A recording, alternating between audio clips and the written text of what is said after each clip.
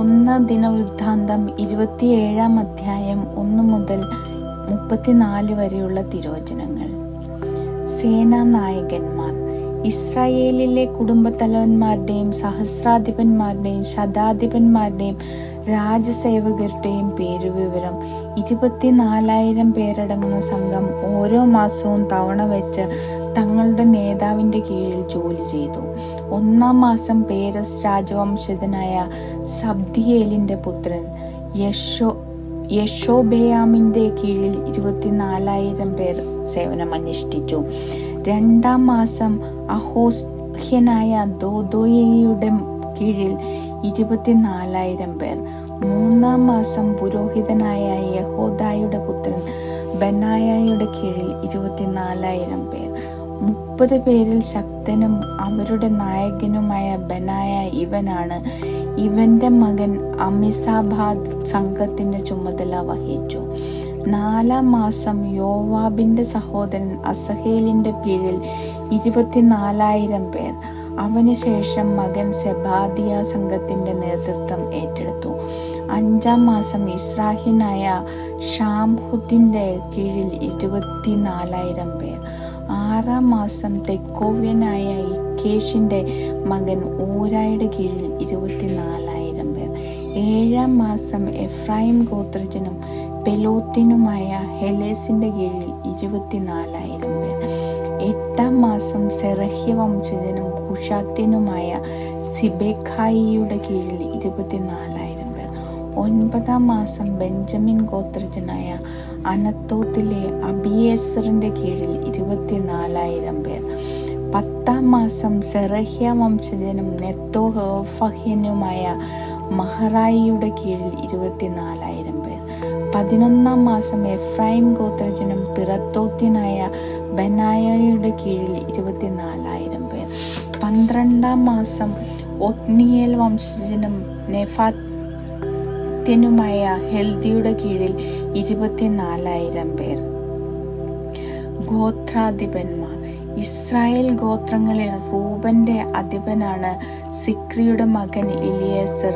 ഷിമിയോന്റെ അധിപൻ മഖയുടെ മകൻ ഷെഫാത്തിയ. ലേവിയുടെ അധിപൻ കെമുവേലിന്റെ മകൻ ഹഷാബിയ. അഹ്റോൻ കുടുംബത്തിന്റെ തലവൻ സാദോക്ക് ആയിരുന്നു. ദാവീദിന്റെ സഹോദരന്മാരിൽ ഒരുവനായ ഏലിഹു യൂദായുടെ തലവൻ മിഖായേലിന്റെ മകൻ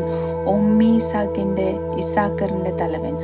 ഒബാദ്യായുടെ മകൻ ഇഷ്മായിയ സെബൂലിന്റെ തലവൻ. അസ്രിയേലിന്റെ മകൻ യെറേമോത്ത് നഫ്താലിയുടെ അധിപൻ. അസാസിയായുടെ മകൻ ഹോഷിയ എഫ്രായിമിന്റെ അധിപൻ. പെദയായുടെ മകൻ ജോയേൽ മനാസയുടെ അർദ്ധഗോത്രത്തിന്റെ തലവൻ.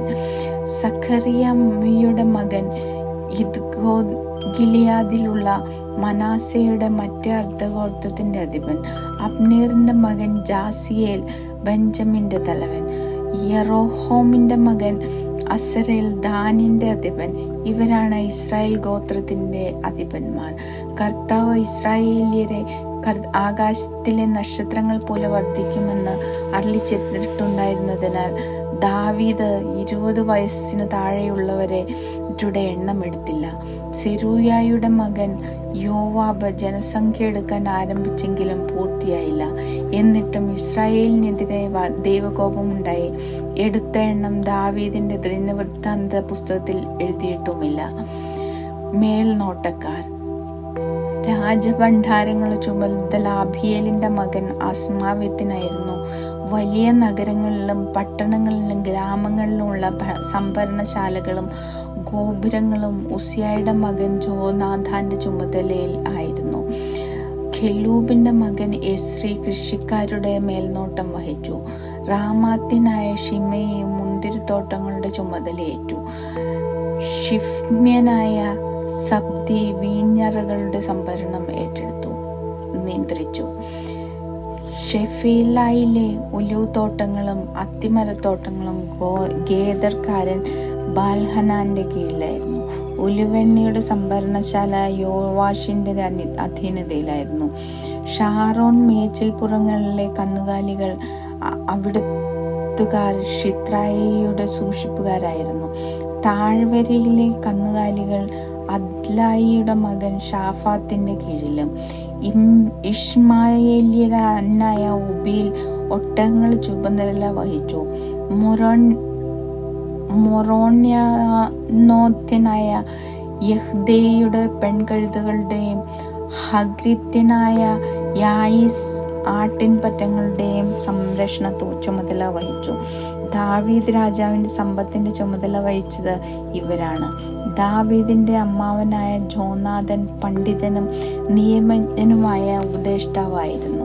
ഇവനും ഹക്മോനിയുടെ മകൻ യഹിയേലും രാജകുമാരന്മാരുടെ വിദ്യാഭ്യാസ കാര്യങ്ങൾ നോക്കി.